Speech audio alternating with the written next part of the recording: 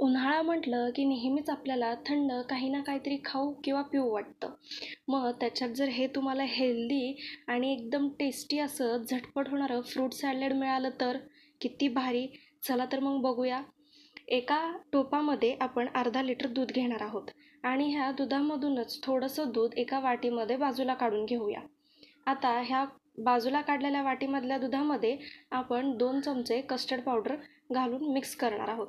छान असं ह्याला गाठी न होईपर्यंत मिक्स करून घ्यायच्या आहेत. बघा मी इथे दाखवलं आहे ना, त्याप्रमाणे छान असं तुम्ही सुद्धा मिक्स करून घ्या. आता जे दूध तापायला आपण ठेवलं होतं त्याला छान अशी उकळी आली की त्याच्यामध्ये हे मिक्स केलेलं कस्टर्ड पावडरचं दूध आपण घालून घेणार आहोत.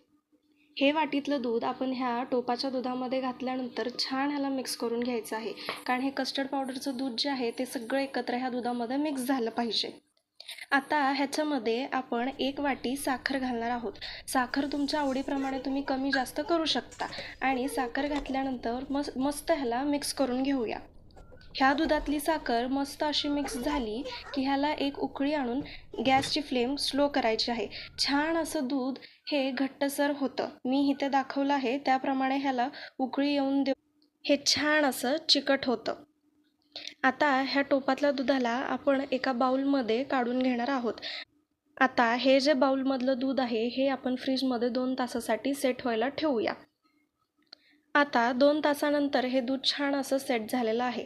मग ह्याच्यामध्ये आपण आता आपल्या आवडीप्रमाणे कोणती जी फळं तुमच्याकडे अवेलेबल असतील ती तुम्ही वापरू शकता. ह्याच्यामध्ये मी केळी, चिक्कू, डाळिंब, द्राक्ष आणि सफरचंद वापरलेला आहे. तुमच्याकडे जी फळं असतील किंवा तुम्हाला जी आवडत असतील ती तुम्ही ह्याच्यामध्ये वापरू शकता. आणि छान ह्याला एकत्र मिक्स करून हे सुद्धा दूध आता एका अर्ध्या तासासाठी आपण फ्रीजमध्ये सेट व्हायला ठेवूयात. बघा आता तयार आहे आपलं फ्रूट सॅलड. किती लवकर आणि झटपट झालं आणि हो ते पण हेल्दीवालं. त्याच्यामुळे तुम्ही कधी ट्राय करताय हे नक्की मला कॉमेंटमध्ये सांगा. आणि व्हिडिओ जर आवडली असेल तर व्हिडिओला लाईक करा. माझ्या चॅनलला सबस्क्राईब करायला अजिबात विसरू नका.